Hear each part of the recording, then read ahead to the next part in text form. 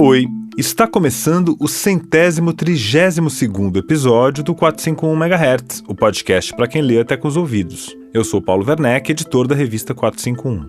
2 vezes por mês, a gente conversa aqui com autores, críticos e leitores sobre os livros mais legais que acabaram de ser publicados no Brasil. Mas isso é uma coisa, você se especializar. A outra é você achar, o meu domínio de conhecimento é de exata, gente. Eu não sou obrigado a entender Picasso. E do outro lado, eu sou de humanas, então a segunda lei da termodinâmica não me diz respeito. Eu acho isso um erro. Você acabou de escutar o matemático Marcelo Viana, conhecido por falar de ciência de um jeito que faz todo mundo querer saber mais. Eu ainda vou falar mais sobre ele, mas antes eu preciso te avisar que esse episódio do 451 MHz é realizado com o apoio da Lei Rouanet. Além disso, eu também preciso te avisar que o episódio de hoje tem um formato um pouco diferente do que a gente costuma fazer aqui no 451 MHz. É isso aí, aqui na Associação 451, a gente já entrou no esquenta da Feira do Livro, que vai acontecer daqui menos de 100 dias, lá na Praça Charles Miller, no Pacaembu, em São Paulo. A Feira do Livro é o festival literário que a Associação 451, que publica a 451 e esse podcast, organiza junto com a Maré Produções, todo ano, lá em junho, em cima do feriado de Corpus Christi, com mais de 150 escritores e escritoras e mais de 150 editoras e livrarias que se reúnem durante 9 dias para falar de livro sem parar. E a gente está aproveitando para convidar você para vir agora na nossa 4ª edição da Feira do Livro, que vai acontecer de 14 a 22 de junho, lá na Praça Charles Miller, em frente ao estádio do Pacaembu, e assistir a várias conversas como essa que você vai ouvir agora. Essa conversa aconteceu lá em junho de 2024. E provavelmente você já ouviu falar do Marcelo Viana, que é um dos maiores matemáticos brasileiros e certamente da sua geração também. Ele é matemático, colunista da Folha de São Paulo e dirige desde 2015 a mais importante instituição matemática brasileira, o INPA, Instituto de Matemática Pura e Aplicada, que fica no Rio de Janeiro. No ano passado, ele lançou aqui pela nossa editora da 451, a Tinta da China Brasil, o livro Histórias da Matemática, da Contagem nos Dedos à Inteligência Artificial. É um livro de crônicas muito saboroso, inclusive para quem não se interessa muito por matemática. É uma coisa incrível essa mágica que o Marcelo faz de nos fazer ler um livro inteiro sobre matemática, mesmo quando a gente nunca se interessou pelo assunto. E também quem se interessa, quem conhece a história da matemática, vai aproveitar os comentários e as histórias que ele conta nesse livrinho que reúne as crônicas dele publicadas na Folha de São Paulo. Para conversar com ele, a gente convidou um dos melhores jornalistas de ciências do Brasil, o Bernardo Esteves. Ele é especializado em ciência lá na Piauí já faz muitos anos, que ele escreve grandes reportagens e faz o podcast A Terra é Redonda Mesmo, que é sobre ciência e meio ambiente, e também escreveu um livro que é um dos mais importantes na área científica publicados no Brasil nos últimos anos, Admirável Novo Mundo, uma história da ocupação humana nas Américas. O livro foi lançado pela Companhia das Letras em 2023 e trata da disputa científica em torno da chegada do Homo sapiens ao nosso continente. Nessa conversa, o Marcelo e o Bernardo falam sobre o universo da matemática e a importância da divulgação científica. E mais do que isso, eles defendem um ponto importante. A gente precisa parar de separar as ciências humanas e as exatas. No final das contas, tudo está interligado e faz parte do que a gente chama de conhecimento. Então vamos lá para a primeira parte da conversa do Marcelo Viana com o Bernardo Esteves.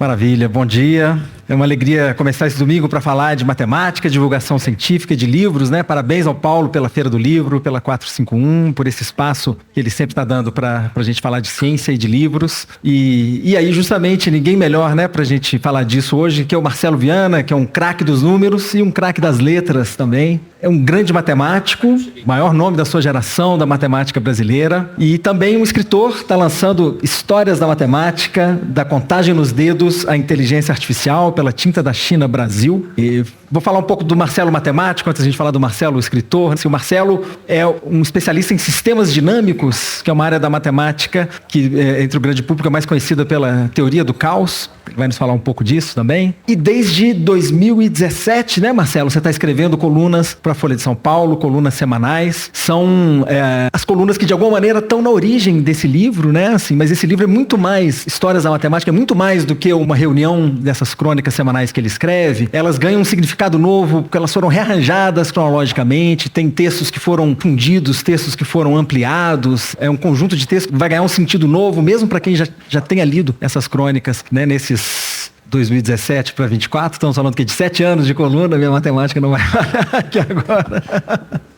7 anos de coluna, a gente tem aqui a nata dessa produção reunida nesse livro. E o Marcelo, vale a pena dizer também, o Marcelo tem uma atuação muito destacada na política científica, assim, na articulação institucional. O Marcelo é o diretor do INPA, Instituto Nacional de Matemática Pura e Aplicada. Vamos falar desse instituto também nessa nossa conversa hoje. Marcelo, o INPA é o organizador das Olimpíadas Brasileiras de Matemática das Escolas Públicas, outro tema que a gente vai tocar por aqui. Marcelo organizou no Rio de Janeiro, em 2018, o congresso mais importante da matemática, o Congresso Internacional de Matemáticos. Enfim, é um grande articulador institucional da matemática no Brasil, já presidiu a Sociedade Brasileira de Matemática, ganhou prêmios de prestígio. Enfim, é um nomaço da nossa matemática e vai dividir um pouco desse saber aqui conosco hoje. E eu queria, Marcelo, justamente como a gente... Essa é uma mesa para a gente explorar nessas interfaces das letras, dos números. Queria começar te pedindo para fazer um paralelo profissionalmente. Antes de escrever, você fez a sua vida resolvendo problemas, demonstrando teoremas. Na escrita, você se depara com desafios de outra natureza, como sair de um parágrafo que está encalacrado, como abrir um texto, como fechar um texto que você começou e tá. Queria ouvir uma reflexão sua sobre qual a diferença desses desafios para você demonstrar um teorema e para você fechar um texto para o grande público. Se você recorre a áreas diferentes do seu cérebro, estratégias diferentes, que paralelo você poderia fazer? Bom dia a todos e a todas, obrigado pela presença, obrigado ao Paulo por ter criado essa oportunidade e também por ser responsável, em larga medida, pela existência desse livro. Obrigado também por ter trazido um amigo para ser o mediador dessa mesa redonda. E como o Bernardo já falou, esse livro nasce a partir de colunas que eu venho escrevendo na Folha, mas é muito mais do que isso, e quero aproveitar aqui para agradecer a Mariana Delfini, que foi quem começou a edição desse livro, e veio dela a ideia, toda a estrutura de reorganizar colunas, de fundir textos e também a estrutura, que foi essa estrutura cronológica que foi adotada e depois foi aprimorada pelo Paulo. Bernardo, eu visitei várias vezes um instituto que existe em Estocolmo, Instituto Mittag-Leffler, que era a casa do matemático Mittag-Leffler, agora é um instituto onde matemáticos vão para trabalhar, ficam morando no próprio instituto. E lá tem uma lareira em granito cinza, escuro, e na lareira tem uma gravura, está gravado um texto que eu não entendi absolutamente nada, pedi um colega sueco para explicar para mim o que era. Ele ficou um tempo olhando e me disse: isso aqui está escrito em sueco antigo, não é muito fácil de ler, mas traduzindo para inglês, e eu vou já traduzir para português, a mente não vai além da palavra. Tradução: aquilo que você não consegue explicar é porque você ainda não entendeu. Isso é algo que eu vivo dizendo aos meus alunos, quando eles chegam na minha sala para me contar o avanço que tiveram na tese e não conseguem me explicar o avanço, então volta para o seu gabinete, pensa de novo, porque você ainda não entendeu direito. Nós, matemáticos, por força de exigências profissionais, temos tendência a não ser muito bons de explicar para quem não partilha do nosso jargão, da nossa linguagem, mas, por outro lado, isso é absolutamente fundamental. Então, o maior desafio de sentar para escrever sobre matemática num jornal de grande circulação é, primeiro, eu não posso usar fórmulas. Até porque se usar fórmulas, o jornal não vende, né? Eu não posso fazer figuras. Nossa Senhora, o que eu faço? Eu vou ter que explicar com palavras. Esse exercício de buscar uma linguagem que seja adequada para o leitor de um veículo de grande circulação não é um exercício simples, mas ao mesmo tempo é muito enriquecedor. Porque eu confesso para vocês que eu aprendi muito no nível de profundidade, escrevendo sobre os assuntos e buscando modos de explicar sem o recurso aos nossos instrumentos fundamentais, fórmulas, que permitem dizer muito rápido as coisas. Mas você fica mais à vontade resolvendo problemas matemáticos ou escrevendo, né? Assim, que é um desafio maior para você? Né? Essa aí me pegou. Não sei. Hoje em dia não sei. O trabalho de delimitar o que você quer contar e contar de forma tão agradável quanto possível no espaço que você tem é um desafio intelectual interessante, tá? É diferente de você estar encontrando a demonstração de um teorema e a limitação de páginas não existe, mas existem outras dificuldades. É diferente. Eu não sei dizer, que nem você ontem, empatou. Tá certíssimo. E no seu trabalho, Marcelo, você orienta alunos, né, dá aulas, faz muita articulação, né? Você estava me contando ali nos bastidores que ontem você aproveitou para fazer visitas à FAPESP, à USP, etc. Onde é que você encaixa a escrita nessa rotina, né? Assim, antes de começar tudo, é no fim do dia, nas brechas? Então, a coluna começou em em 2017 e não foi coincidência. Eu comecei como diretor em 2016 e uma das ideias, das prioridades que eu tinha como diretor do INPA era acentuar a nossa ação na popularização, no diálogo com a sociedade sobre a matemática. Isso é extremamente importante e nós não fazemos muito isso, não fazemos tanto quanto deveríamos. E em 2017, 2018, nós conseguimos, inclusive, fazer aprovar no Congresso Nacional uma iniciativa que foi chamada Biênio da Matemática no Brasil. Foi essencialmente um grande mutirão em todo o país para promover ações de aproximação da matemática com a sociedade. Várias das coisas que a gente fez nesse período continuam. Uma delas é o Festival Nacional da Matemática, que é um evento bienal que a gente organiza. Nós só conseguimos organizar no Rio de Janeiro. Vai ser em 5, 6 e 7 de setembro, lá na Marina da Glória. Mas incentivamos colegas em outras cidades a organizar e damos algum apoio nesse sentido. Tem havido festivais em outras cidades. É um evento para famílias, para escolas, para crianças, pais, mães. E é um evento para se divertir com a matemática, para curtir. E garanto para vocês que na hora de fechar os portões do festival, a gente tem que empurrar as crianças para fora porque ninguém quer ir para casa. E a coluna entrou muito nesse sentido, de nós buscarmos a aproximação com a sociedade. Me lembra, Bernardo, a sua pergunta? Sobre a hora que você escreve, como é que você encaixa na rotina. Nesse momento, o assessor de comunicação do INPA, o Rafael Gomes, trouxe a ideia de o que você acha de tentar escrever uma coluna na Folha? Posso sondar o pessoal lá, saber qual a receptividade. Eu falei, ótimo, excelente. Para comunicar com o público tem que buscar os grandes meios. E aí ele veio, olha, o pessoal tá positivo e tal, querem fazer um teste, porque...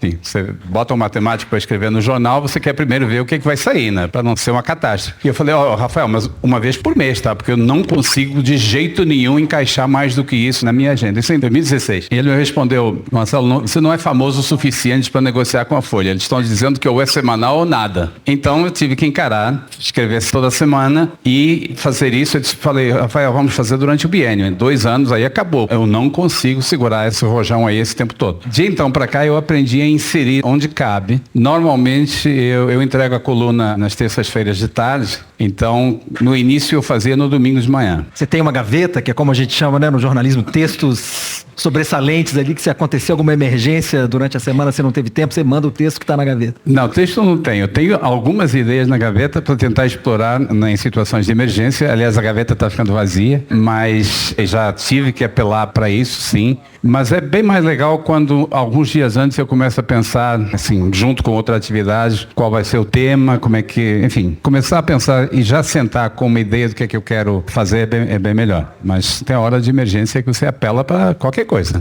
De onde vêm essas ideias, hein, Marcelo? Qual é a matéria-prima desses temas que vão acabar virando colunas? Alguma observação, alguma conversa de corredor? De vários lugares, tá? Sugestões de colegas, material que eu vejo em outras publicações no exterior, colegas meus que também fazem popularização e que me passam ideias, eu comento alguns dos textos. Mas tem algo que eu não tinha previsto. No início eu me coloquei, escrever sobre matemática num jornal. Para quê? A gente tem que popularizar a ciência, mas, francamente, no jornal você não vai ensinar matemática, tá? Não pode ser esse o objetivo. O que realmente eu quero alcançar no final do dia com o artigo? E eu percebi que o que eu gostaria é que o leitor, ao final do artigo, se sentisse melhor com a matemática. Melhorar a relação do leitor com a matemática. Fazer as pessoas felizes por meio da matemática. E para isso, Bernardo, com frequência eu me pego fazendo reminiscências da minha própria trajetória. O livro sobre xadrez que eu li quando eu fazia faculdade. Ou o choque que eu tive. Deixa eu explicar. Minha mãe foi minha professora do primário. Eu fui alfabetizado pela minha mãe. E, de fato, a gente morava numa pequena aldeia lá no norte de Portugal. Não tinha empregado, não tinha nada. E minha mãe tinha 3 filhos. Então o que ela fazia é pegar os filhos e levar para a escola. A gente ficava por ali. Eu fui alfabetizado com 4 anos. Simplesmente porque eu estava por ali. E um dia, gente, eu tive um choque. Eu devia ter por volta de 4 anos. Eu tive um choque que eu descobri que a minha mãe tinha ficado maluquinha. Estava fazendo as contas todas erradas. Ela escreveu no quadro 2, depois colocou um símbolo assim, que eu não conhecia. Eu achei que era um mais trocado. E depois um 1 igual a 2. Então eu li 2 mais 1 igual a 2. Minha mãe até esse dia tinha sido uma pessoa muito razoável, mas aí deu muito errado, entendeu? Tava tudo errado. Só a segunda linha que estava certa. 2 mais 2 igual a 4. Eu lembrei disso muitos anos depois, fazendo faculdade, E acreditem se quiser, isso me ajudou a responder a questão do exame na faculdade. Então, quando eu vou escrever sobre um tema relacionado com isso, eu trago essa história também. Porque eu acredito que é relevante, a gente fala muito sobre ciências humanas e ciências exatas, mas é relevante entender que matemática é feita por seres humanos e, nesse sentido, ela é perfeitamente uma ciência humana. Então, trazer experiências boas, se possível, de como crianças, no caso eu, que era a criança que eu tinha mais à mão para exemplificar, interagem com... Então, eu tento dar um pouco essa componente humana na redação do artigo, quando é possível e quando é real, né? Evidentemente. É todo um arco-íris de fontes de inspiração. Eu acho que uma coisa engenhosa do livro, né, que é essa organização dos textos em ordem cronológica. Tem texto da antiguidade, depois, enfim, vários períodos históricos, renascimento, séculos mais recentes. Queria saber se o seu coração bate mais forte por algum desses períodos. Você acha onde estão as histórias mais saborosas na sua avaliação? Gente, é que nem filho, a gente ama todos, né? A antiguidade tem histórias fantásticas, a gente sabe muito pouco sobre os detalhes, sabe muito pouco sobre as pessoas, quem que realmente foi o autor. Pitágoras não é o autor do Teorema de Pitágoras, certamente. Já Arquimedes, que é a grande figura da matemática da antiguidade e uma das maiores de sempre. A gente sabe pouquíssimo sobre ele também, várias das histórias são provavelmente apócrifas. Começa a ficar mais palpável no Renascimento. E aí acontecem coisas fantásticas. Eu adorei aprender os detalhes e escrever sobre a guerra das equações cúbicas, que todo mundo sabe que matemática é uma atividade super tranquila, tá? Matemáticos somos todos, zen e tal. Só que não. Então há uma série de episódios e eu fui bastante fundo, lendo os textos originais, as cartas que foram escritas. Nossa, como aquele pessoal se tratava mal uns aos outros, insultos que hoje em dia a gente ficaria chocado. O senhor é gago, o senhor é o ignorante. Eu já ouvi falar dos nossos colegas de Brecha que o senhor finge que sabe de ciência, mas o senhor não sabe nada. Era assim bem... É legal ver essa dimensão humana, não necessariamente muito meritória, mas enfim, essa dimensão humana vir junto com o que estava acontecendo na época, que era encontrar a maneira de resolver equações de terceiro grau, que é um problema que tinha 2000 anos de formulação e foi resolvido durante o Renascimento e trouxe muito avanço de matemática depois. Você passa para a fase seguinte e começa a entrar numa questão importantíssima, que é a questão da presença da mulher na matemática e na ciência. Até hoje, a nossa distribuição de gênero é lamentável e nós organizamos a Olimpíada Brasileira de Matemática das Escolas Públicas, que é um empreendimento de hercúleo. São atualmente 23 milhões de crianças e jovens que participam todo ano. Desses 23 milhões, 50% são mulheres. Claro. Primeira fase, que é aplicada nas escolas, qualifica para a segunda fase os 5% melhores em cada escola. A gente vai olhar o gênero desses 5% melhores. 50% são mulheres, 5% é um em cada 20, tá? É um filtro. Depois, na segunda fase, em função dos resultados, são escolhidos os medalhistas. E entre os medalhistas, as mulheres passam a ser minoria. Mas são minoria de um jeito um pouco estranho. Dependendo da idade, que nós temos 3 faixas etárias, nível 1, nível 2 e nível 3, baseado na idade. As garotas são 30% das medalhas entre os mais jovens, nível 1, 10%. No ensino médio, as mesmas crianças e jovens que tinha 30% de medalhistas mulheres no 6º e 7º anos, cai para 10% no ensino médio. Por quê? Quando você chega no século 17, 18, começam a surgir personagens interessantíssimas que fizeram ciência, as primeiras professoras universitárias do mundo, os primeiros doutorados femininos em matemática. Eu confesso com muito embaraço que eu nunca tinha ouvido falar delas, até começar a escrever. Esse é o lado em que eu ganho na escrita, aprendo um monte de coisas. Personagens absolutamente notáveis. Estou lembrando da Maria Gaetana, uma das primeiras professoras universitárias, uma italiana. Ela era a mais velha de 23 filhos que o pai tinha tido em 4 casamentos diferentes. E o sonho da vida dela era ser freira. Ela queria tomar ordens religiosas, mas ela tinha 22 irmãos e irmãs para cuidar. Então ela cuidou da educação deles. E para isso, ela, que em particular ela ensinava matemática para eles, ela escreveu um livro para ensinar matemática para os irmãos e para as irmãs. Esse livro foi publicado, se tornou uma obra de referência na Europa toda, a ponto dela receber cartas de parabéns da Imperatriz da Áustria, do Papa, enfim, o próprio Papa que a indicou para a professora da Universidade de Bolonha. E aí depois, eventualmente, os irmãos e irmãs cresceram, todo mundo já não precisava mais dela. Ela era professora universitária, nomeada, nem sequer assumiu o cargo. Ela entrou num convento e não saiu mais. E acabou morrendo pobre e deixando um contributo enorme em termos de ensino da matemática. Eu, que sou matemático profissional há 40 anos, nunca tinha ouvido falar até escrever sobre ela e outras. Então, ao mesmo tempo que chega mais perto, as histórias vão ficando mais ricas também. E nos nossos dias, evidentemente, tem todas as questões ligadas à tecnologia, à inteligência artificial, as questões éticas relacionadas com o uso das ferramentas matemáticas na tecnologia. Então, Bernardo, é que nem filho. A gente ama todos mesmo. Ama todos igual. Queria aproveitar que você falou de inteligência artificial, né, que está justamente no subtítulo do livro. Acho que certamente aqui no público muita gente andou brincando com ChatGPT e outras ferramentas, né, desses grandes modelos de linguagem. Queria te ouvir sobre em que medida que a inteligência artificial muda o jogo na matemática. Você mesmo tem usado de alguma forma? Que tipo de tarefas no seu trabalho? Ela ajuda a pular etapas na resolução de problemas ou não? Ou, enfim, em que medida que isso vai estar mudando e vai mudar o jogo para os matemáticos profissionais? Atualmente, a inteligência artificial ainda não é muito boa ferramenta na minha área. E a razão é que, como ela é treinada com dados, e não há tantos dados assim na internet ligados à matemática, o treinamento ainda não está aprimorado. Mas eu tenho vários colegas, inclusive no exterior, que profetizam que uma das primeiras profissões a morrer vai ser a minha. Vai ser a matemática num certo nível. Por que a inteligência artificial é tão melhor jogando xadrez ou jogando Go do que dirigindo um carro autônomo? Porque o universo que tem que ser tratado quando se trata de um jogo, mesmo um jogo extremamente complexo como xadrez ou como Go, é muito estruturado e limitado comparado com o que um carro tem que enfrentar na rua, que é praticamente ilimitado. O conhecimento matemático, por ser, essa é a teoria, tá? A teoria que profetiza a morte da minha profissão se baseia nisso aí. Como o conhecimento matemático tem essa característica de estrutura, etc., seria mais vulnerável a uma formalização por inteligência artificial. Agora, o que sim já está acontecendo é o uso de inteligência artificial para verificar provas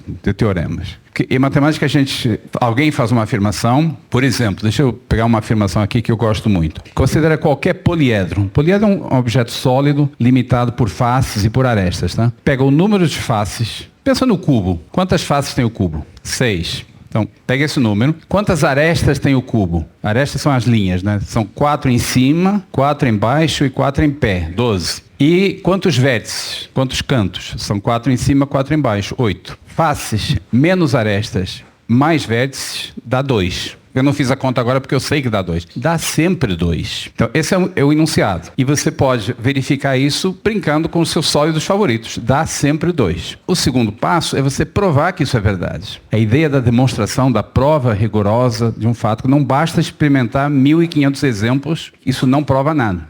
Muito bem. Em certos casos, historicamente, as provas matemáticas são muito longas. Deixa eu dar um outro exemplo, que até hoje só existe uma prova muito longa. Você tem um mapa, vamos dizer o mapa dos estados do Brasil. Você vai colorir para diferenciar os estados. Regra, 2 estados que tenham divisa comum não podem ser pintados com a mesma cor. De acordo, lógico, não é razoável, porque isso cria confusão. Quantas cores precisa para pintar esse mapa? Essa questão foi colocada pela primeira vez por alguém na Inglaterra que estava pintando os condados da Inglaterra. E o sujeito percebeu que com 4 cores conseguia pintar todo o mapa. Aí experimentou com outro mapa, e com outro, e com outro, e com outro. E percebeu que em alguns casos dava a pintar com 3 cores, mas em geral 4 sempre era suficiente. O teorema diz que qualquer mapa pode ser pintado usando apenas 4 cores. Isso só foi provado em 1976. A prova tinha alguns milhares de páginas e algumas dezenas de milhares de prints de programas de computador. O que eles fizeram foi, primeiro, uma parte teórica, dizendo, olha, existem esses 8.000 mapas, que se você souber pintar esses 8.000, pinta qualquer um, com 4 cores. Isso é matemática. São 8.000, sei lá, um número assim, muito grande de mapas, mas é um número finito, que se você souber pintar esses mapas com 4 cores, então você pinta qualquer outro. E aí, faltava verificar se você sabe pintar esses 8.000. Então, essa segunda parte foi feita por computador. Até hoje, essa prova é enorme e muito difícil de verificar à mão.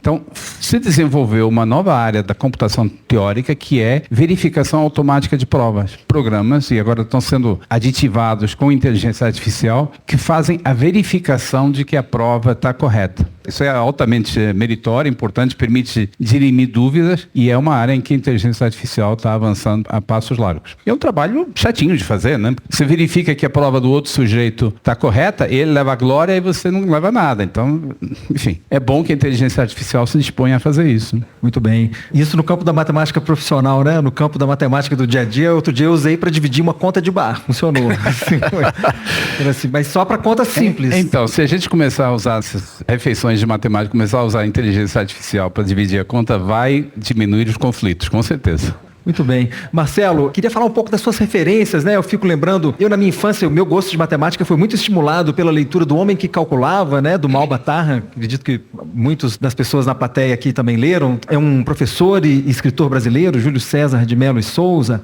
E, enfim, tá aí gerações cativando e estimulando para a matemática. Não sei se ele é uma referência para você. Que referências você tem de escrita de matemática para o grande público? Então, eu cresci em Portugal e, infelizmente, pelo menos no ambiente em que eu cresci, o Malbatar não era conhecido. Eu só fui tomar conhecimento dele quando cheguei ao Brasil, quando voltei para o Brasil. E demorei até uns anos para comprar. Comprei, li. Não é a mesma coisa ler crescido, melhor ler mais cedo. É uma obra que teve um papel muito importante e, de certa forma, é um modelo do que eu falo, que a gente tem que comunicar a matemática de um jeito acessível para a sociedade como um todo. Eu não tive esse contato direto com ele. Mas eu tenho lembranças muito queridas, muito intensas, de assistir na TV Cosmos, com o astrônomo Carl Sagan, que falava sobre astronomia, evidentemente, mas também falava sobre filosofia e falava sobre matemática. E alguns dos meus momentos de maior fascinação com a matemática aconteceram escutando o Carl Sagan. Eu lembro de um modo muito especial do programa em que ele fala sobre dimensão,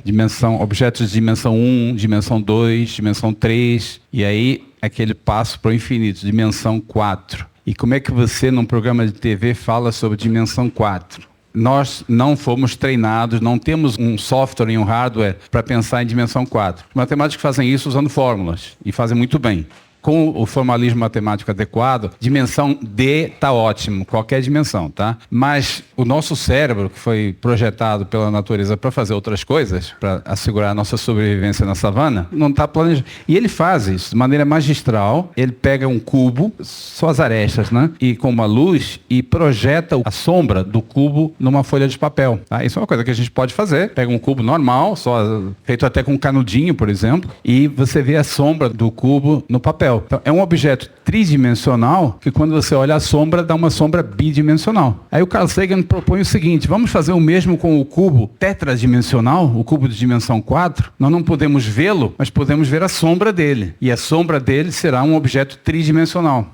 E aí ele mostra, chama Tesseracto. Se vocês nunca viram, vale a pena ver. É um objeto concreto que existe na vida real. O Tesseracto é a sombra de um cubo de dimensão 4. Foi aí que eu entendi. Eu era garoto, não era tão jovem assim, acho que estava fazendo faculdade, então eu conhecia os conceitos, mas nunca tinha visto a capacidade para comunicar desse modo. E eu sinto muita falta da gente ter no Brasil, na comunicação, programas, veículos, já não sei se a essa altura é na TV, se é nas redes sociais, eu realmente não sei mais qual é o melhor veículo para isso, mas a gente ter uma divulgação de alta qualidade, de popularização da ciência em geral, como era o Carl Sagan fazia. Na área de matemática em específico, assim, se alguém que gostou do seu livro e quisesse aventurar em outras leituras, você tem alguém que você acha que escreva particularmente bem? Não sei, eu lembro que me marcou muito a leitura do livro sobre o Teorema de Fermat, do Simon Singh, o último Teorema de Fermat, que chama, eu lembro de ler com muita empolgação, um livro de divulgação. Isso já faz o quê? Uns 20 anos, esse lançamento? Por aí, 20 anos. Gente, vai parecer que eu quero monopólio só para o meu livro. Não é isso, tá? Mas eu não sou muito bom para dar referências desse tipo, Bernardo, sendo muito franco. Aliás, quando me pedem referências técnicas de livros de texto, matemática também, eu fico sempre no maior embaraço, porque eu não sou muito bom. Esse livro aí é sobre Fermat, eu lembro de ter folheado, não li, era um assunto que eu já conhecia, é um bom livro, sim. Existem boas obras de referência, algumas delas traduzidas, por exemplo, sobre probabilidade, sobre o papel que o incerto, a incerteza tem no nosso dia a dia, no nosso universo, na nossa concepção, que é muito maior do que as pessoas imaginavam. Há várias boas obras disponíveis, mas não sou a pessoa certa para dar... Bom, há um livro maravilhoso da Tatiana Rock, O Dia em que Chegamos de Marte, está na minha mesinha de cabeceira, ainda só consegui ler o primeiro capítulo, mas posso garantir para vocês que é ótimo. É um livro de histórias sobre a matemática, mais extensas do que eu escrevo, muito bem escrito. Tatiana tem uma cultura enorme, ela é doutorada em História da Matemática. Então, se eu for puxar a brasa para a sardinha da produção nacional, vamos de Tatiana.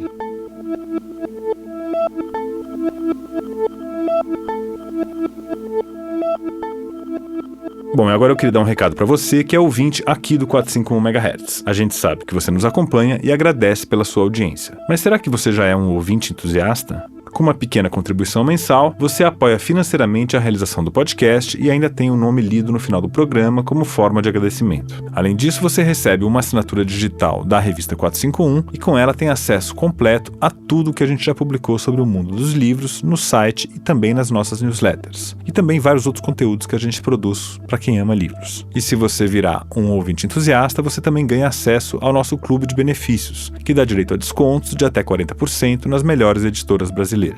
Então eu te convido a ir lá no 451.com.br e fazer a sua assinatura de ouvinte entusiasta, que agora já tem inclusive um plano anual. E aproveita para explorar o nosso site, que traz tudo sobre os últimos lançamentos nas livrarias, os debates relevantes na sociedade e que é realizado com o apoio financeiro dos nossos leitores. Eu também queria te contar que todos os episódios aqui do 451 MHz têm uma página de repertório no nosso site. Então, se você quiser saber mais sobre a entrevista, os melhores momentos da conversa e outras curiosidades, é só entrar na seção de podcasts lá do 451.com.br.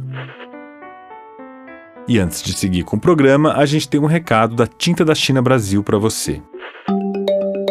Olá, eu sou o Ricardo Araújo Pereira e, caso não tenham ainda percebido, sou português. Sou o autor do livro Coisa que não edifica nem destrói, que já está disponível nas melhores livrarias brasileiras e no site da Tinta da China Brasil. Garanta o seu em tintadachina.com.br.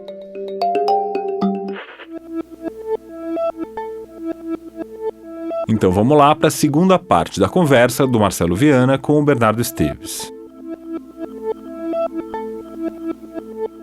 De alguma maneira, a gente ainda vive no mundo das duas culturas, como se chama até quando a gente fala, eu sou de exatas, eu sou de humanas. Tem esse ensaísta americano, C.P. Snow, que é coisa de 60 anos, escreveu esse ensaio chamado As Duas Culturas, em que ele, enfim, falava da incomunicabilidade desses dois universos. A gente está aqui no universo da Feira do Livro, em que adaptar um pouco um exemplo que o Snow usou nesse ensaio, né, assim... Aqui eu acho que muita gente se sentiria envergonhado de dizer, olha, eu não li Machado de Assis, mas talvez nem tantas pessoas se sentissem envergonhadas de dizer, eu não sei de cor, a fórmula de Bhaskara, que eu aprendi no seu livro, que só no Brasil a gente chama de fórmula de Bhaskara, nos outros países ela tem outro nome. Mas enfim, o exemplo que ele dá é a segunda lei da termodinâmica, né? Ele vai dizer, as pessoas não se envergonham de não saber a segunda lei da termodinâmica, mas se envergonham de não ler Shakespeare. A gente vive um pouco esse mundo. Você acha que a escrita para o grande público sobre matemática, sobre ciências, é um meio para a gente transpor, né, esse muro que existe entre as duas culturas? Como é que a gente pode contribuir para isso? Você me perguntou há pouco quando que eu escrevo a coluna. Eu te falei que às vezes é na terça de manhã, outras vezes na terça à tarde. Excepcionalmente essa semana eu já escrevi.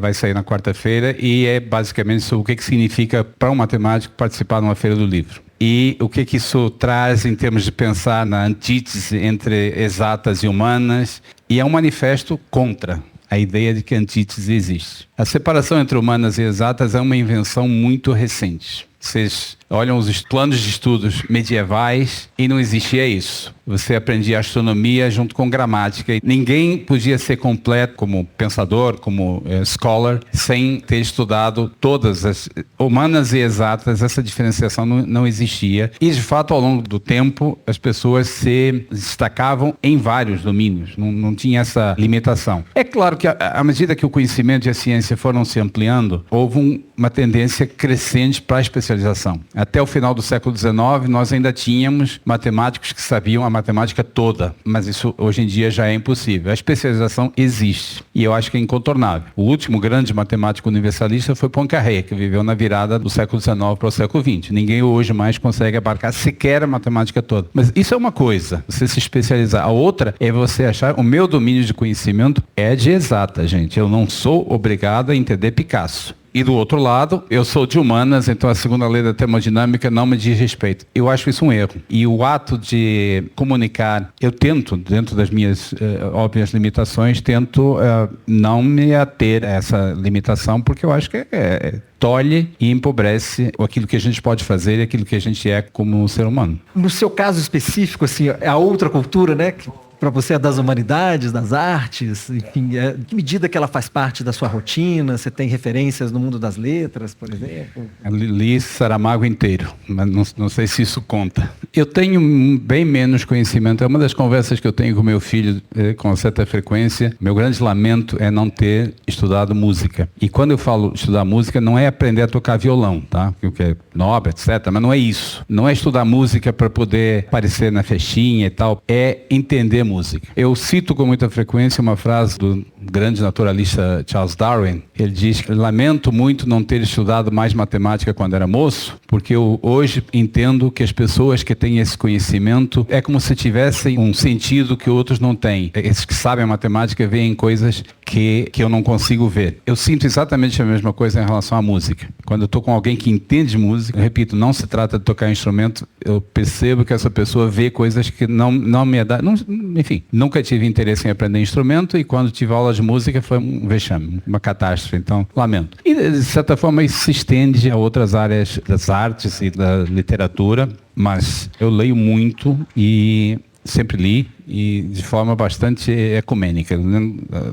Como criança eu devorava qualquer livro que aparecesse na frente, porque na altura não havia TikTok, felizmente. Então o tempo sobrava pra caramba. As férias de verão, 3 meses e meio de férias de verão. Meus irmãos eram menores, não queriam brincar comigo, só queriam brincar com coisas de criança pequena. Então a leitura era uma via de escape e eu li absolutamente tudo. Hoje em dia leio muito história. Meu hobby é ler praticamente tudo sobre história. A gente tem um ecossistema de divulgadores da matemática nas redes sociais, no YouTube, no TikTok, em outras redes. Você acha que não sei que medida que você tem familiaridade com esse universo da divulgação nas redes sociais? Queria ouvir um pouco sua avaliação sobre o potencial dessas ferramentas para popularizar a matemática e para, enfim, estimular o gosto pela disciplina nas crianças. O potencial é enorme. Uma regra óbvia que a gente tende a esquecer. Se você quer comunicar com alguém, você tem que escolher o veículo que vai chegar onde você quer chegar. Você não escolhe o veículo. Quem escolhe o veículo é quem recebe a informação. E você tem que se adaptar. E é óbvio que nos dias de hoje a gente tem que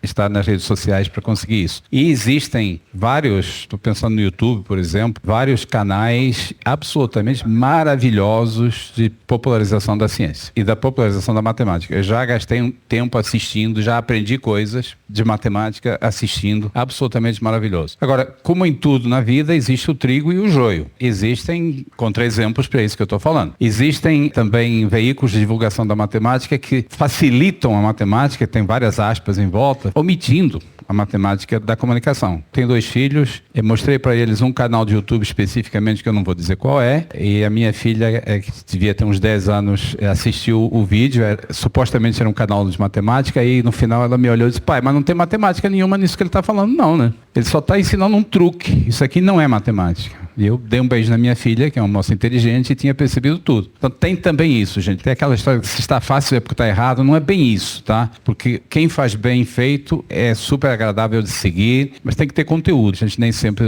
recebe nesses canais. Uma das minhas ambições, não para mim, tá? Mas é nós termos no Brasil quem faça essa divulgação de grande público para, no Brasil, na TV, nas redes sociais, com a qualidade que eu vejo em vários canais lá fora. E para a gente continuar um pouco, de certa maneira, nesse tema das duas culturas, ciências exatas e as humanidades, queria falar um pouco da resistência que muita gente tem à matemática. É uma disciplina temida pelos alunos. O que fazer para torná-la mais aceita, mais tranquila? Enfim, de onde vem essa resistência? Isso é um fruto dessa separação das duas culturas? Então, eu estava me segurando para não sacar do bolso a cartada das neurociências. Que eu escuto de especialistas nas neurociências é o seguinte: ninguém nasce de humanas, ninguém nasce de exatas. Nós nascemos seres humanos com um cérebro plástico em branco, em grande medida em branco, pode ser moldado de qualquer forma. A plasticidade do cérebro humano é impressionante. Ninguém nasce com o carimbo marcado. O que acontece é que a experiência dos anos iniciais na escola, mas antes da escola também, determina muito em que direção a gente vai. E não é porque o seu pai é engenheiro que você vai virar de exatas, depende da prática. Então, há um estudo, Bernardo, que foi feito uns anos atrás, eu não lembro mais quem fez, mas lembro que foi apoiado pelo Instituto TIM, que, entre outras coisas, media o percentual de crianças na escola, em idade escolar, que gostam de matemática ou que não gostam. E eu lembro que nós tivemos afixado lá na parede do meu instituto durante muito tempo o gráfico resumo desse estudo. E assim, aqui quase todo mundo entra na escola gostando de matemática e perde esse gosto ao longo do tempo. Por quê? Algo está acontecendo. Eu tenho uma pequena teoria, mas esse é assunto que merece ser estudado. Tese de doutorado, etc., merece ser estudado. Não sei se houve um segmento para esse estudo. A matemática dos anos iniciais, a matemática do infantil, a matemática do começo da educação formal, é uma matemática que se relaciona muito bem com a experiência da criança. Lá em casa, a gente brincava, sempre que tinha pizza, era ocasião para falar sobre frações. Eu aprendi com os meus filhos que 2 pedaços, você pega a pizza e corta em 8 pedaços, tá? Então, cada pedaço é um oitavo. Pegar 2 pedaços, ou cortar a pizza em 4 e ficar só com um pedaço maior, dava no mesmo. Eles aprenderam com pizza, aliás, me ensinaram com pizza, que 1/4 é igual a 2 oitavos. Então, a conexão aí é clara. Você não está fazendo contas abstratas no quadro e tal, e o professor ditando, no sentido de ditador, a verdade. Você está vendo a coisa acontecer. Contagem é fundamental para você contar seus brinquedos, saber se a irmã pequena pegou algum dos brinquedos de você. Então, tem uma aplicação prática, uma aplicação concreta. E é óbvio que à medida que a criança vai crescendo e vai avançando no ensino formal, a matemática que é ensinada vai ficando mais abstrata. É para ficar. O grande desafio do professor de matemática é manter essa conexão com a realidade. É continuar explicando para que é que serve. E o para que é que serve, gente, não é sempre onde que eu vou usar isso na minha vida. Isso é uma pergunta errada, tá? Porque o próprio processo de aprendizagem muda a sua cabeça. Você pode não usar a lista dos afluentes da margem esquerda do Amazonas nunca na sua vida, mas nem por isso ajuda na sua formação. Então, manter a conexão, manter o elo com a realidade é o desafio do professor de matemática. Se fosse fácil, nós estaríamos numa situação muito mais favorável do que estamos em termos de educação, de ensino de matemática. Mas é por aí. É nesse processo, nesse alheamento da realidade que eu acho que a gente perde o nosso leitorado na sala de aula. E que papel, eu queria aproveitar esse gancho para falar um pouco das Olimpíadas, né, da UBMEP, Olimpíada Brasileira de Matemática das Escolas Públicas, que é organizada pelo INPE, o seu instituto. Em que medida que elas podem ter um papel de, enfim, derrubar um pouco esse temor, esse pavor que muitos alunos têm pela disciplina? A Olimpíada é um instrumento absolutamente precioso. Ela é realizada essencialmente em todo o país. Esse ano nós estamos organizando a 19ª edição. Temos a participação de todos os municípios brasileiros, menos 5. Explicar o que acontece nesses 5 seria outra história, mas a Olimpíada chega ao país inteiro e ela leva a matemática para a escola de um ponto de vista do desafio, da resolução do problema. Não sei se algum de vocês chegou até vocês a crise das flores da última prova da Olimpíada, movimenta paixões, viralizou, etc. Leva a matemática pelo ponto de vista do desafio, que eu acho que o pessoal da pedagogia não entende o quão importante esse incentivo é para o aprendizado, para a atenção, para nós termos o público de alunos presentes, de corpo e alma na sala de aula. E ela, por ir a todos os locais do país, pode levar esse benefício realmente para todos os brasileiros. E ao mesmo tempo ela leva oportunidade. Uma das críticas ferozes que é feita à Olimpíada é que não substitui a sala de aula. Mas é claro que não substitui. Ninguém falou que era para substituir. A Olimpíada é para que o seu aluno, para ajudar a que o seu aluno esteja na sala de aula de corpo e alma. Só corpo não resolve. Tá? É para que haja uma motivação, haja um interesse. E ela também leva oportunidades, que é algo que eu não sei se a gente previu quando começamos. Quase 20 anos depois da Olimpíada ter acontecido, eu posso dizer para vocês que as vidas de milhares e milhares de jovens brasileiros foram mudadas por causa da Olimpíada. Vocês têm aqui em São Paulo uma das deputadas federais mais votadas do país, a Tabata. A Tabata nasceu numa família humilde, numa comunidade de São Paulo, e a vida dela mudou no dia em que ela fez a prova da Olimpíada e ganhou uma medalha de prata, se não me engano. No ano seguinte ela ganhou ouro. Tem que ouvi-la contar isso aí. E a vida dela mudou. É uma pessoa que estaria certamente num lugar completamente distinto se não fosse o foco, o holofote que incidiu sobre ela na hora que ela mostrou o talento dela por meio da matemática. E depois enveredou para outro caminho que não tem nada a ver com a matemática.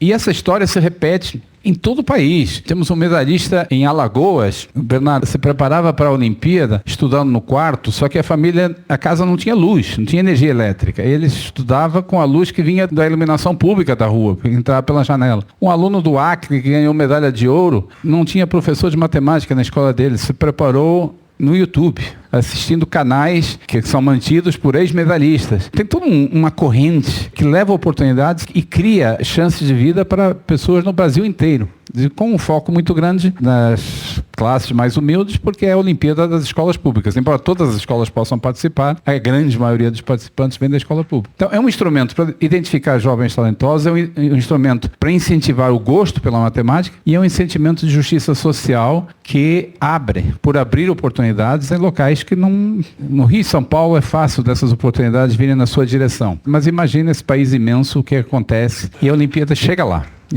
Isso torna ela preciosa. Marcelo, a gente tem, na matemática brasileira, a gente tem, de certa maneira, está nos dois extremos. A gente tem o INPA, que é um instituto de qualidade renomada. Tem pesquisadores que vêm do mundo inteiro, que buscam, falam, vou para o Rio de Janeiro, vou para o INPA, que é um centro de excelência em várias áreas da matemática. Arthur Ávila, que é um grande matemático brasileiro, ganhou a medalha Fields em 2014, em certa medida o equivalente na matemática do Prêmio Nobel, nas ciências. Em grande medida, por sua atuação institucional, também o Brasil foi alçado ao grupo 5 da União de Matemática Internacional, que é a primeira divisão. A gente está ao lado das grandes potências matemáticas do mundo. Por outro lado, a gente tem também nas avaliações do PISA, que é um instrumento que mede o desempenho dos alunos em algumas disciplinas. O desempenho dos alunos brasileiros costuma estar sistematicamente lá na rabeira, Quer dizer, a gente está na ponta da matemática nos centros de excelência e no ensino os nossos alunos não se saem tão bem nesses exames. O que explica essa discrepância e como é que a gente sai disso? Tem uma resposta minimamente completa, tomaria horas aqui para a gente analisar a sociopolítica brasileira. Há uma grande componente de perversidade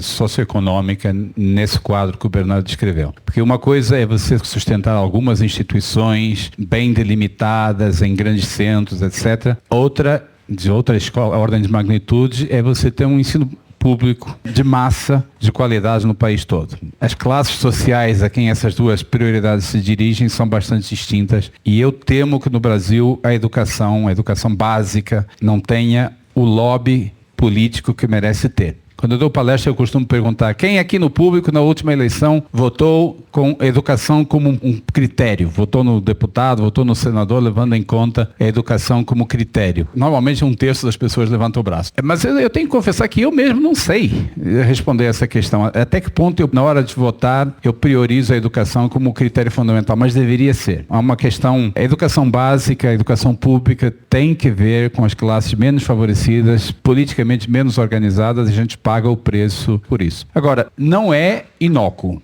E quando eu digo não é inócuo, quer dizer, não é só um problema de educação. Eu dei palestra na FAPESP na sexta-feira, eu vou fazer um resuminho do que eu contei lá. Nós sabemos, em fevereiro desse ano, a Fundação Itaú publicou um estudo, com a colaboração do INPA, sobre a contribuição da matemática para a economia do país. Nós não inventamos essa ideia, isso já foi feito em outros países, e a resposta em países como o Reino Unido, a França, a Austrália, etc., é que a matemática contribui nesses países com entre 15% e 18% do PIB. Vou repetir porque isso aqui merece ser pontuado. 15% a 18% do PIB de um país avançado resulta de atividades intensivas em matemática. Não é aula, é aula também, mas é tecnologia, é engenharia, enfim, tecnologia de informação, fármacos, a aeronáutica, agronomia. Então, eu tinha curiosidade, conhecia esses estudos, tinha curiosidade de saber qual é a realidade brasileira. E, mais ainda, a França, a essa altura, já fez esse estudo 2 vezes, com intervalos de 10 anos. E o que aconteceu também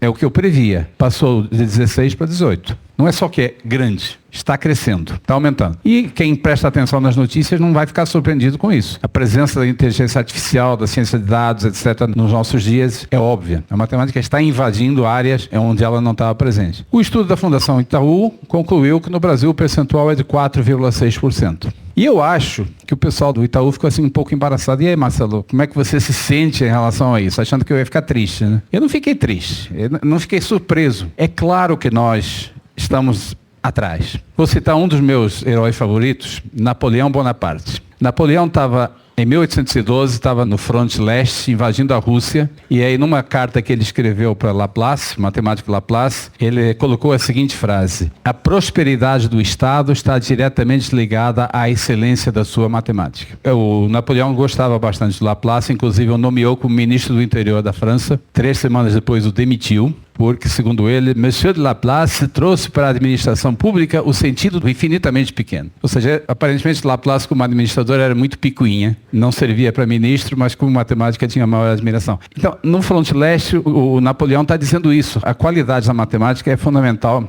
para a prosperidade do Estado. Nos nossos dias, a maneira de ler isso é que quanto mais avançada é uma economia, quanto mais desenvolvido é o país, maior é a presença da matemática na sua economia. Nós estamos em 4,6%. Eu não fiquei triste. Pelo contrário, eu vejo isso como uma oportunidade. Estamos em 4,6%, mas os franceses estão em 18%.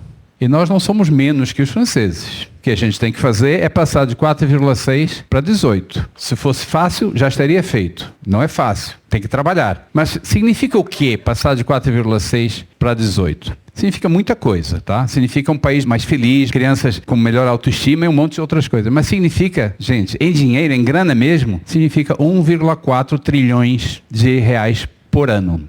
É essa riqueza que está ao nosso alcance. Se fizermos o que deve ser feito, aumentar 1,4 trilhão de reais por ano. É renovável, é sustentável. Não é só uma questão educacional, é uma questão de prioridade estratégica de desenvolvimento. Não estou dizendo que isso vai ser fácil, vai ser conseguido rápido, mas os fatos estão aí, é possível. Muito bem. E na ponta da excelência, né, da matemática, Marcelo, a gente, se não me engano, foi em 2018, né, que o Brasil passou para a primeira divisão. Queria te ouvir sobre os desafios para ficar. Imagino que para a gente sustentar essa posição não seja uma coisa fácil. Se Arthur Ávila vai ter sucessores, como é que a gente faz para se manter na ponta? Se manter na ponta não é fácil, e eu devo confessar para você, Bernardo, que nem tudo são satisfações nessa vida. Depois que a gente fez o biênio da matemática, teve todo esse esforço de buscar dialogar com a sociedade, aproveitar, alavancar a questão da medalha do Arthur, nós tivemos períodos difíceis que vieram depois.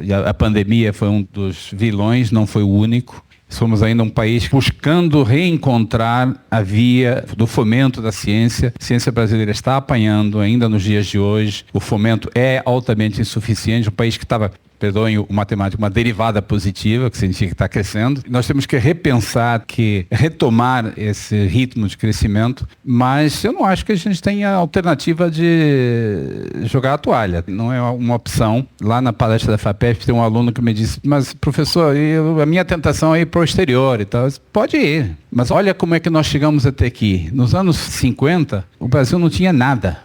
O Brasil começou a ter ciência de verdade, com fomento institucional, etc., nos anos 50. Começou com a física, a busca pelo nuclear, etc., e a matemática foi atrás. E nessa época, 50, 60, etc., grandes cientistas brasileiros que estavam fazendo doutorado no exterior tiveram a opção entre ficar no exterior ou voltar para cá. E, sendo muito franco, aqueles que não voltaram a gente já esqueceu. Mas aqueles que voltaram são gigantes da nossa ciência. Ficaram aqui e fizeram a diferença. E nos trouxeram onde nós estamos, que, com todas as nossas deficiências, é muito melhor do que 50, 70 anos atrás. Jogar a toalha não é uma alternativa. E você citou mais cedo aqui hoje essa disparidade de gênero que a gente tem na matemática. No próprio INPA, até outro dia, eram o quê? 1 ou 2 pesquisadoras num quadro de 40, se não me engano, cerca de 40. Como é que a gente sai disso? Não sei se a proporção ainda é essa lá no INPA. Nós temos 2 pesquisadoras em 48 membros do corpo de pesquisadores. Criamos uma outra carreira equiparada, chama cientista de projetos, que está no começo. Temos 3 cientistas de projetos, incluindo uma mulher. A questão vai muito além. Não é que a gente tem um monte de candidatas a pesquisadores do INPE e a gente fala que não, porque não queremos. Pelo contrário, é raríssimo. E chegar nesse patamar,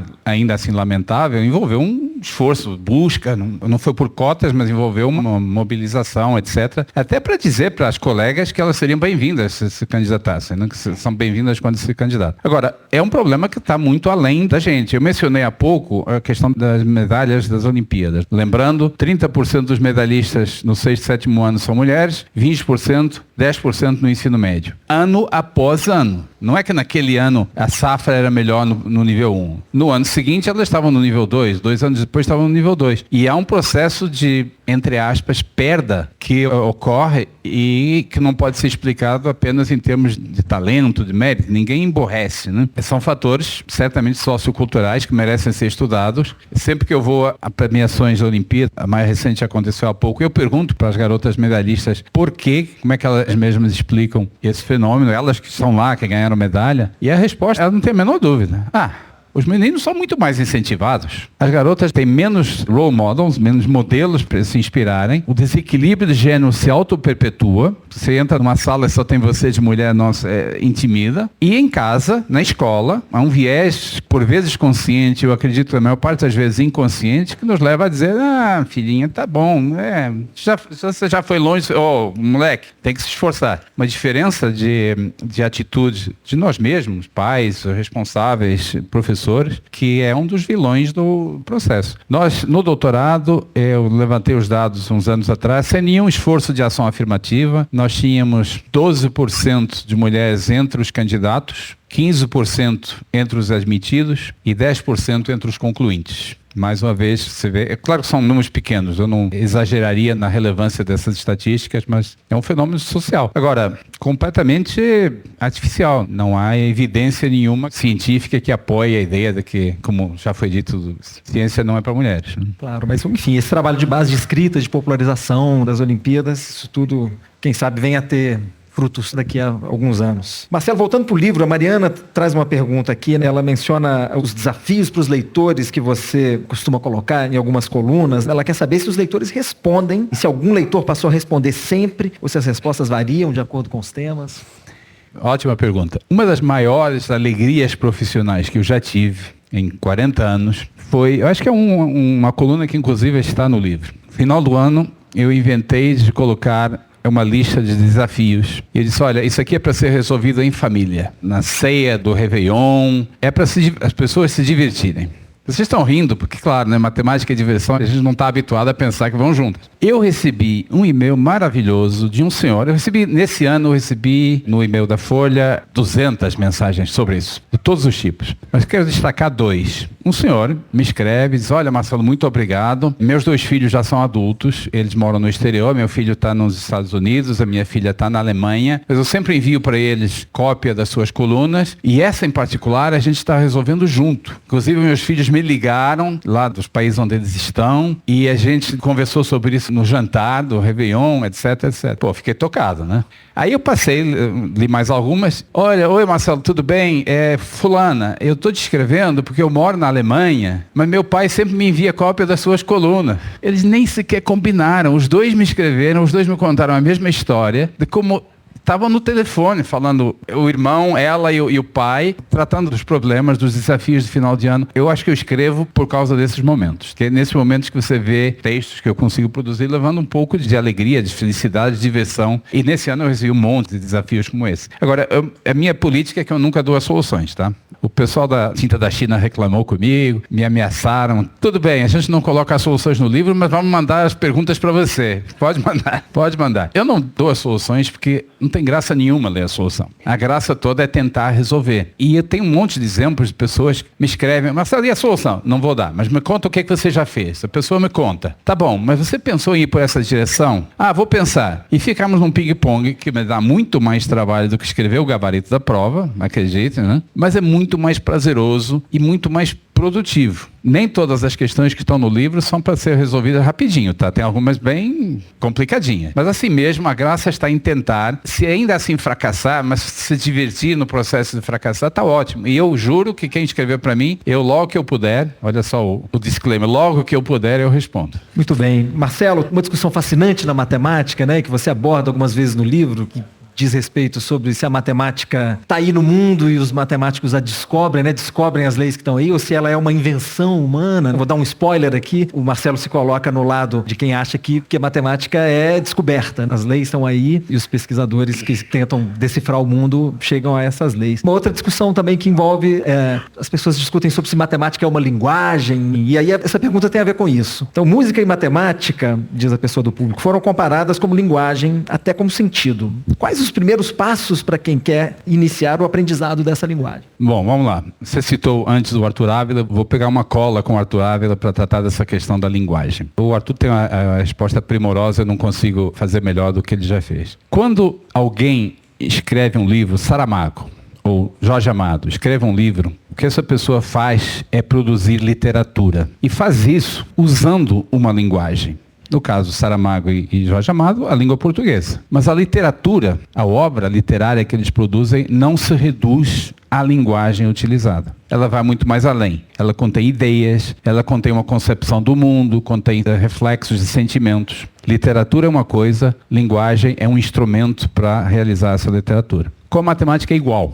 Matemática são ideias, matemática são conceitos. E para comunicar esses conceitos, os matemáticos desenvolveram uma linguagem própria, que envolve fórmulas, envolve conceitos por vezes até um pouco, mas não passa disso, é uma linguagem. Então, quando alguém me chega e diz, olha só, isso já aconteceu comigo, tá falando com um diretor de um museu, semana passada tivemos aqui uma exposição com muita matemática, um monte de quadros com zeros e infinitos. Não tinha matemática nenhuma. A palestra que eu dou, eu mostro 2 pinturas reais, uma delas tem o símbolo do infinito, e a outra tem uma menininha caminhando numa escadaria, como Stairway to Heaven, uma escadaria no céu, assim. E eu pergunto, as 2 pinturas se chamam infinito. Qual que tem mais matemática? É a da escadaria, porque você tem lá a noção de que sempre tem um degrau que vem depois. É na escadaria que está o infinito, não é naquele símbolo. Aquele símbolo poderia ser outra coisa qualquer. Então, a matemática usa uma linguagem própria, mas não se reduz a essa linguagem.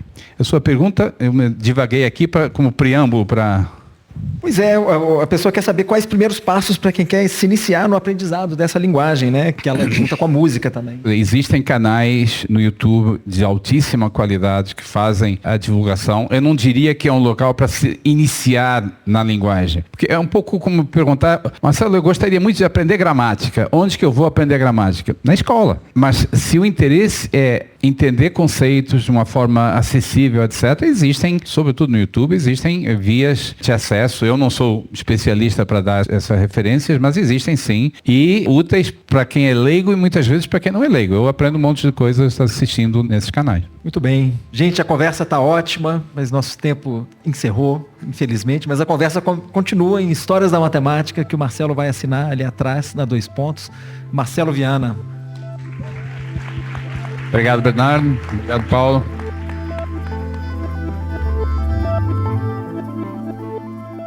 E antes de me despedir, eu queria passar para o quadro do 451 MHz, que traz o melhor da literatura LGBTQIA+, de todos os tempos.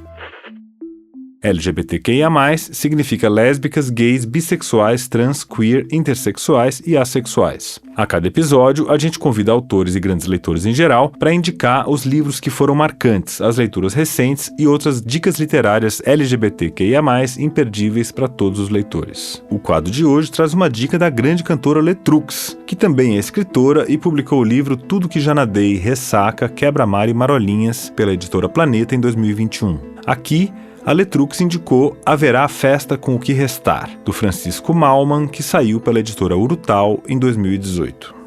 Oi pessoal da 451, aqui é a Letrux e o livro que eu quero indicar é do poeta Francisco Mallmann, Haverá Festa com o que Restar. Acho a poesia do Francisco muito específica, muito genuína, muito curiosa. Francisco me faz rir, me faz chorar e eu acho isso muito importante quando qualquer ação artística, eu quero um passeio completo das sensações, sabe? Não quero só rir, nem quero só chorar. Eu quero ser perturbada, incomodada, acariciada, machucada.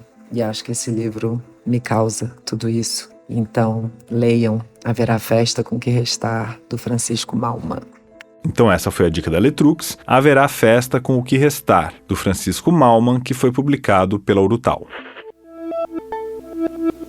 Agora aproveita que você está aí com seu celular por perto e faz uma avaliação desse episódio e também do podcast. No Spotify e no Apple Podcasts, por exemplo, você pode dar 5 estrelas para o nosso programa e comentar o que você achou desse episódio. É só clicar no ícone com as 5 estrelinhas e atribuir a sua avaliação. Você também pode indicar agora mesmo o 451 MHz para outras pessoas. É só clicar no botão de compartilhamento e enviar por Zap para as pessoas com quem você gosta de discutir temas literários. Assim, você ajuda o nosso conteúdo a chegar aos novos novos amantes da literatura. E antes de dar tchau, eu queria agradecer aos nossos ouvintes entusiastas, que colaboram financeiramente para a realização do podcast. Então, muito obrigado a Adriana Teixeira, Alexandre Luiz Pereira da Silva, Alexandre Vidal Porto, Ana Carla Dias Braga, Ana Maria Pedrosa Sá Freire de Souza, André Viana, Bruno Felipe Simões Costa, Bruno Schulze, Carmen Manuel Almeida Biscardi, Cristiane Gonçalves dos Reis, Cristiane Boulos, Daniela Falcone, Diana Radomisler, Diane Maia, Eliane Maria Teixeira Lopes, Elisa Von Handel, Érica Jorgino, Fábio Calvan, Flávio Francisco de Moraes, Guilherme Sorgini, Gustavo Senechal, Irene de Almeida Biasoli, Jaime Mendes, Kellen Gutierrez, Leila Lima, Lúcia Guimarães, Luísa Plastino, Luiz Gustavo Leme, Márcia Cristina Fragos, Marcos Apóstolo, Maria de Lourdes Maciel Silva Silva, Maria Filomena Gregório, Maria Paula Barbosa, Maria Rosalina Silva, Mário Henrique Fernandes, Matheus Cacique Moraes, Murilo Carvalho, Patrícia Rodrigues Sanches, Paula Fontana Fonseca, Pedro Cougo, Priscila Valverde de Oliveira Vitorino, Regina Gomes Sodré, Richardson Thomas Silva Moraes, Rodrigo Bittar, Rodrigo dos Santos Crepaldi, Rodrigo Moura, Samuel Valim Bolonha, Tomás Muniz Bradfish, Valéria Midena, Valessa Lopes Baldim, Vitor Ribeiro, Vivian Lembo e Viena Guimarães Machado Pimentel.